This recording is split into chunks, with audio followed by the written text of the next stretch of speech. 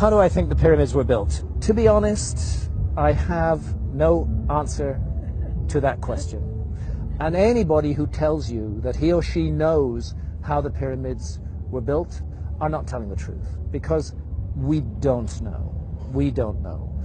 The Great Pyramid contains a number of mysteries. The Great Pyramid, first of all, is very big. The Great Pyramid weighs 6 million tons. We can calculate that from its mass. It weighs 6 million tons. Its footprint is 13 acres. It's more than 750 feet along each side. It's 481 feet tall. More than 2.5 million individual blocks of stone were used in its construction. But it's not just big. It's really, really precise. The Great Pyramid is locked in to the cardinal dimensions of our planet. The Great Pyramid is targeted on true north within 3/60ths of a single degree.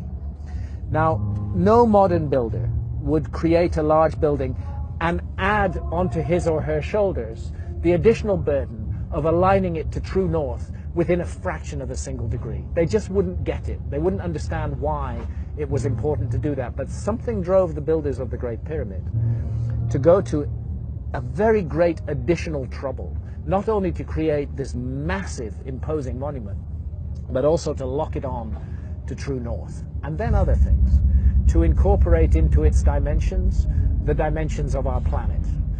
I don't want to get too numerical or possibly even boring here, but if you take the height of the Great Pyramid and multiply it by 43,200, you get the polar radius of the Earth. And if you measure the base perimeter of the Great Pyramid accurately and multiply that measurement by 43,200, you get the equatorial circumference of the Earth.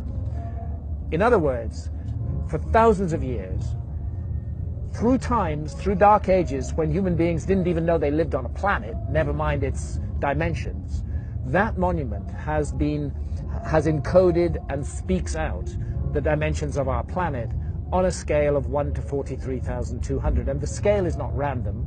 The number 43,200 is derived from a key motion of the Earth, which is called the precession of the Earth's axis. The Earth wobbles on its axis very slowly at the rate of 1 degree every 72 years.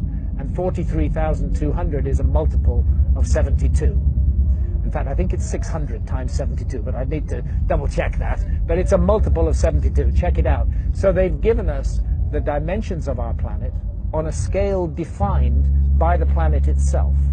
And that's an incredibly clever thing to do. How on earth did they do it? Where did that knowledge come from? This is why I'm forced to consider the possibility of a lost civilization in the human story. This is a work of almost, but not quite, space-age precision. It contains errors, but they are human errors for sure, but they're very tiny. The great precision, great skill, great craft. Some people will say to you, oh, the Great Pyramid was built by slaves. That is utter bullshit. No slaves were ever involved in the construction of the Great Pyramid. As far as I know, there were no slaves in Old Kingdom Egypt whatsoever. The Great Pyramid, I've climbed it 5 times. I've been in every known chamber in the Great Pyramid. It is a work of stunning artistic achievement. You're looking at the work of masters of architecture at the peak of their skill. Not an unwilling labor force, but people who gave their labor to that work with love and with care and with attention.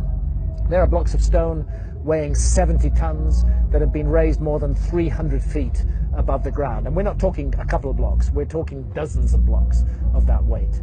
The average block weighs about 2.5 tons. It's the moving of those huge blocks of stone, their arrangement into a high precision monument, and the achievement of actually doing it, because you know, if you make a small mistake at the base, by the time you get to the summit of your 481-foot high pyramid, you don't have a pyramid, you have a corkscrew. You know? They got it all right, and nobody today can explain how they did it, with the knowledge that is supposed to have been available in ancient Egypt, in the Old Kingdom, and with the tools that are supposed to have been available. And that's why I can't help feeling that we are missing some chapter from the human story.